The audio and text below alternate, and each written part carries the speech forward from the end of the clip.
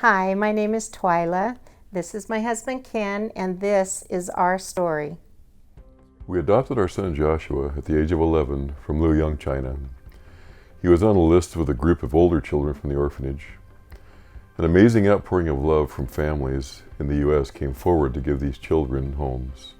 If I told you my story, you would hear hope that wouldn't let go. We applied and were approved to adopt one of the youngest children in the group. We longed to bring him home. In February of 2010, we traveled to China to adopt our son. We were told through official paperwork that Joshua had lived with his grandfather after his father and mother had both died, and that his grandfather was too old and weak to care for him, so he was placed in the orphanage. Before leaving China to come home, I asked Joshua if he wanted me to try and contact his grandfather so he could say goodbye to him, and he said no emphatically.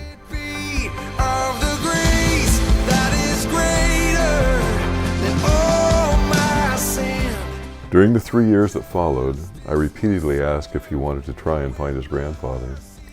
After 3 years, Joshua said yes.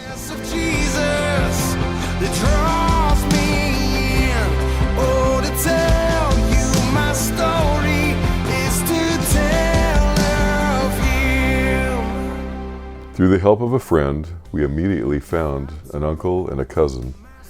Shocked with the findings of more family members, the true story came pouring forth. Our orphaned child actually has several family members back in China. The orphanage director had falsified the records of all these children, and they were told not to tell or they would be sent back.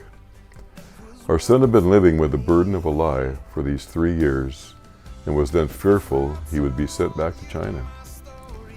He told us he does have a birth mother in China that abandoned him when he was little to remarry after his father died.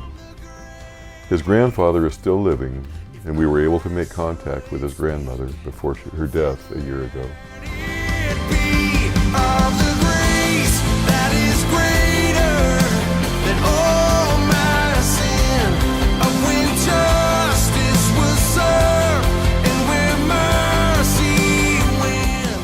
Now, 6 years after adopting our son, Joshua wants to return to China to visit his relatives and his roots. Joshua and Mom are hoping to raise enough money to return to China for a 2-week visit in early summer after the school year ends.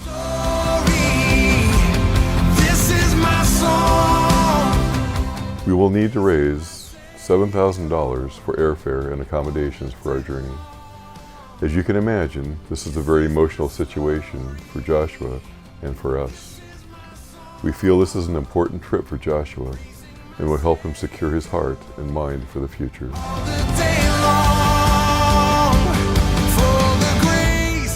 Thank you for listening to our story.